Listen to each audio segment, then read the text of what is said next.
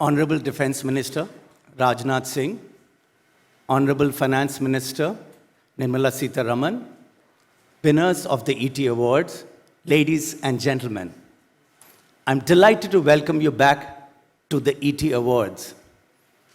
It has been more than 2 years since we gathered at the celebration of corporate excellence.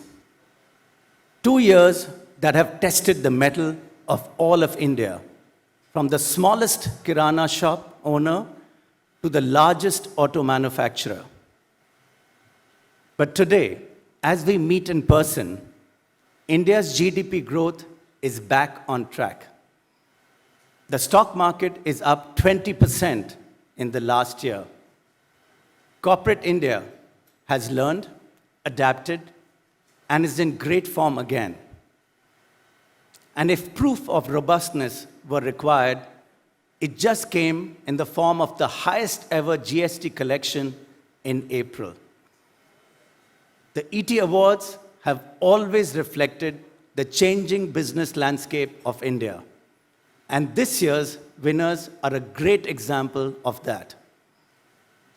In a year during which health was the biggest concern of the country, 4 of our winners represent the healthcare and pharma sectors. Technology, which enabled some semblance of normal life during the worst phases of the pandemic, accounts for another 3 ET Award winners.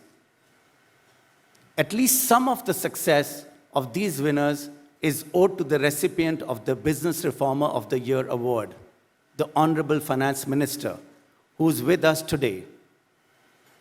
The COVID crisis has provided an impetus to a range of structural reforms that will eventually show in higher growth. The implementation of the goods and services taxes has seen a steady improvement, and an overhaul of rates is under discussion. Company law is becoming what it should be, more supportive of business, as various sections have been decriminalized. The insolvency law is a steady work in progress.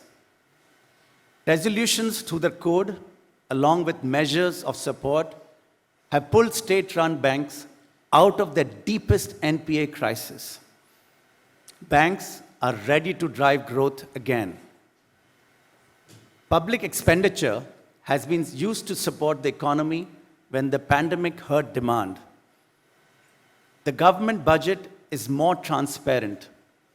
Past subsidy dues have been cleared, and off-budget expenditure items have been accounted for in a transparent manner.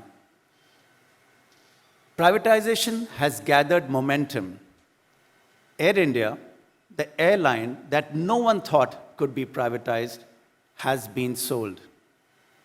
Pawan Hans was sold a few days back, and the LIC offer is open as we speak. The 6 lakh crore asset monetization plan does not look that big.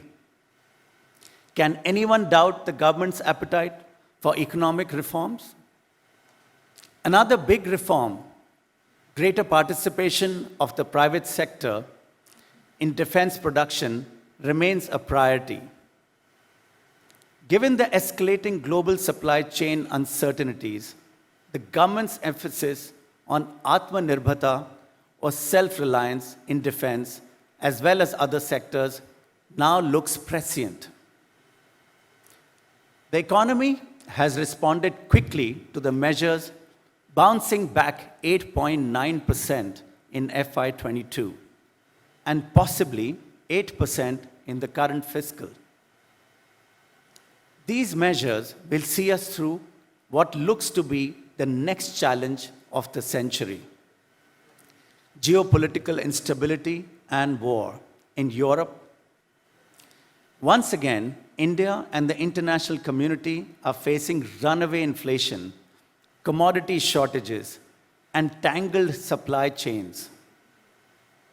India's policymakers and businesses have shown resilience in dealing with the COVID pandemic, and I'm sure working together, we will overcome these latest challenges. At the ET Awards, we celebrate success, but also look for inspiration for continued excellence. We have already heard from the Finance Minister, and we now look forward to hearing from Rajnath ji.